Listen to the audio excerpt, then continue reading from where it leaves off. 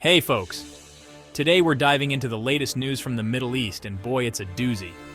Israel has ramped up its conflict with Hezbollah by launching a ground offensive in Lebanon. I mean, just when you thought things couldn't get any more intense, right? So, here's the lowdown. After a week of airstrikes, Israel decided to take it up a notch with a ground offensive. This has led to multiple countries, including Australia, the UK, Canada, France, and Germany, telling their citizens to pack their bags and get out of Dodge. And by Dodge, I mean Lebanon. These evacuations are happening by any means possible. Commercial flights, military planes, you name it. Cyprus has become the unofficial pit stop for everyone fleeing the chaos.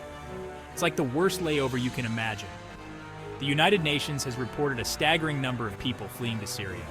We're talking about 100,000 folks, many of them women and children trying to escape the madness. It's a humanitarian crisis, with international calls for de-escalation and a ceasefire to prevent any more suffering. And if you think that's bad, wait until you hear about the latest casualties. Over 1,000 people have been killed in Lebanon, with more than 1 million displaced. And in Gaza, the numbers are even more grim. Over 41,500 lives lost. Yeah, it's a tough pill to swallow. The international community is scrambling to provide aid, but access to conflict zones is like trying to get a decent Wi-Fi signal in the middle of nowhere. The United Nations Security Council even had an emergency meeting to try and figure things out.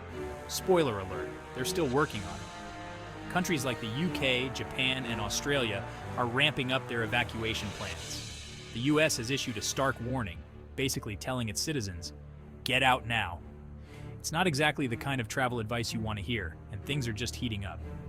Israel's ground incursion has Western nations in a tizzy, urging their citizens to leave Lebanon pronto. The U.S. Embassy in Beirut has gone to level 4 on the travel advisory scale. That's like the DEFCON 1 of travel warnings, folks. Australia is even offering financial assistance for its citizens to leave.